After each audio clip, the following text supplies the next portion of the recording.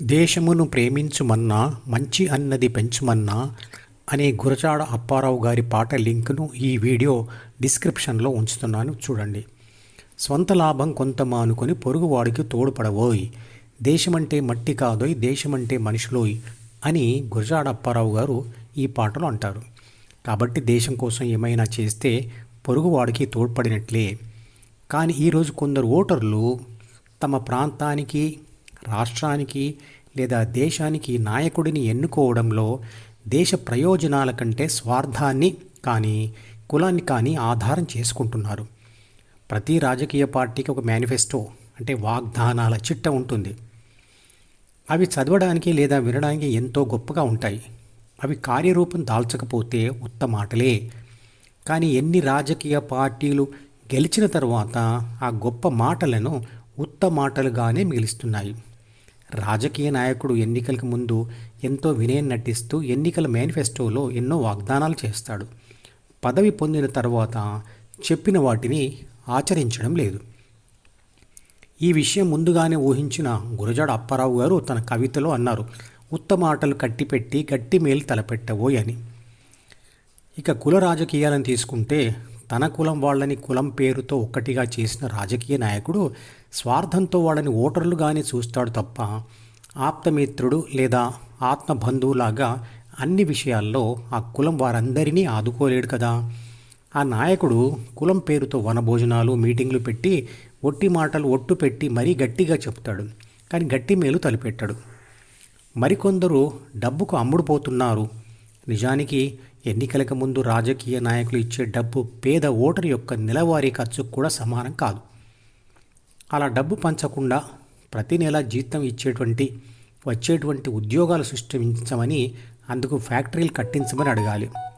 ఇలాంటి స్వార్థ రాజకీయ నాయకులు మరియు ఓటర్ల వల్ల కొందరు ఓటర్లు ఈ వ్యవహారం అంతా చూసి నిర్వేదంలో ఉంటూ ఓటు వేయకుండా ఉంటున్నారు. కానీ డబ్బు ఇచ్చి పదవిలోకి వచ్చిన రాజకీయ నాయకుడు తాను పదవిలో ఉన్న 5 సంవత్సరాలలో తను ఖర్చు పెట్టిన దానికి ఎన్నో రెట్లు ప్రజల నుంచే రాబట్టుకుంటాడు. ఎందుకంటే ప్రభుత్వం అనేది ప్రజలు పన్నుల రూపంలో కట్టిన డబ్బుతోనే నడిపించబడుతుంది. అప్పులు తెచ్చిన వాటిని తీర్చవలసింది ప్రజల దగ్గర నుంచి వసూలు చేసిన పన్నులతోనే కదా. ప్రభుత్వాన్ని నడపడానికి, అభివృద్ధి పనులు చేయడానికి, ప్రభుత్వ ఉద్యోగులకు జీతాలు ఇవ్వడానికి ప్రజల నుంచి వచ్చే పన్నులే ఆధారం. పదవిలో ఉన్న 5 సంవత్సరాలలో తమ ఎన్నికలప్పుడు ఖర్చు పెట్టిన దానిని ప్రజల డబ్బు నుండి సంపాదించుకోగా మిగిలిన దానితోనే అభివృద్ధి పనులు చేయాలి. అందువల్లే అభివృద్ధి పనులు కుంటుపడుతున్నాయి. కొత్త కర్మాగారాలు, విద్యా సంస్థలు, హాస్పిటల్స్ రావడం లేదు. కాబట్టి కొత్త ఉద్యోగాలు రావడం లేదు. కొత్త రోడ్లు, స్కూళ్ళు, హాస్పిటళ్ళు ఏవీ అభివృద్ధి చెందడం లేదు. కాబట్టి సరి అయిన నాయకుడిని ఎన్నుకోవడం ప్రతి పౌరుడి బాధ్యత. నటించి మోసం చేసి కుటిల రాజకీయ నాయకుల బారిన పడకుండా సరి అయిన నాయకుడిని ఎలా తెలుసుకోవాలి?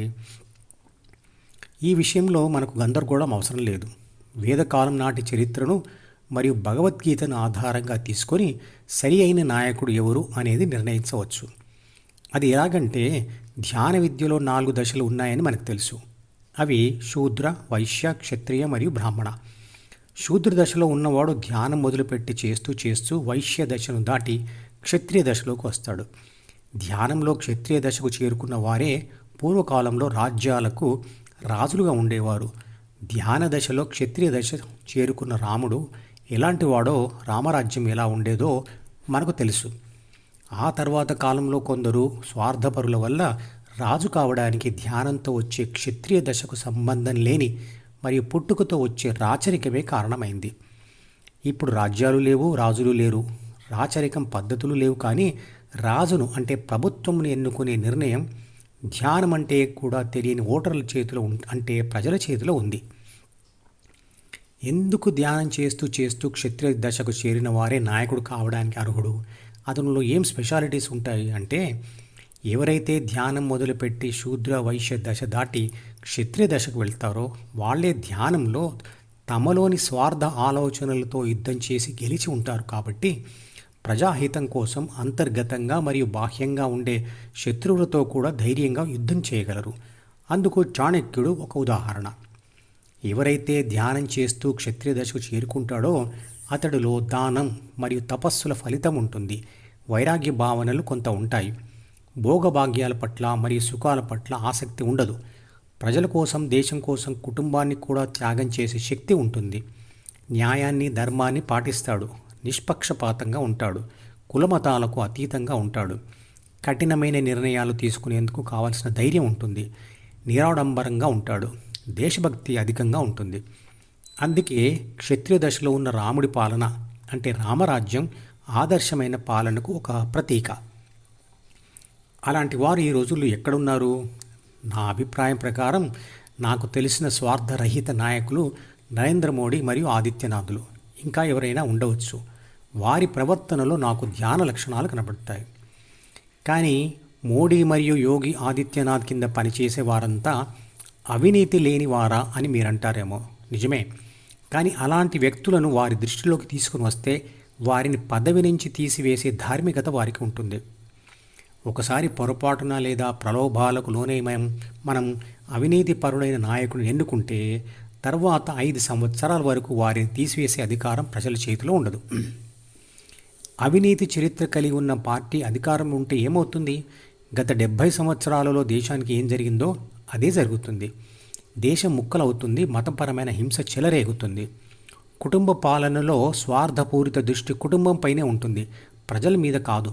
కాబట్టి స్వార్థపూరిత కుటుంబ పాలనను తిరస్కరిస్తూ ధ్యానం చేసే యోగులనే దేశ నాయకులుగా ఎన్నుకోవాలి.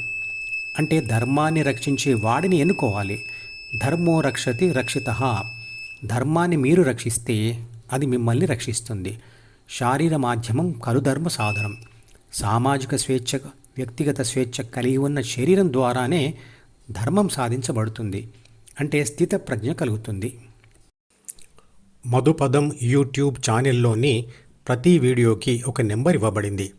1వ నంబర్ వీడియో నుండి మొదలుపెట్టి వరుసగా చివరి వీడియో వరకు చూస్తేనే ఆత్మశాస్త్రం సంపూర్ణంగా అర్థమవుతుంది. ఈ వీడియో డిస్క్రిప్షన్లో ఉంచిన మధుపదం ప్లేలిస్ట్ లింక్ ద్వారా అన్ని వీడియోలు వరుసగా చూడవచ్చు.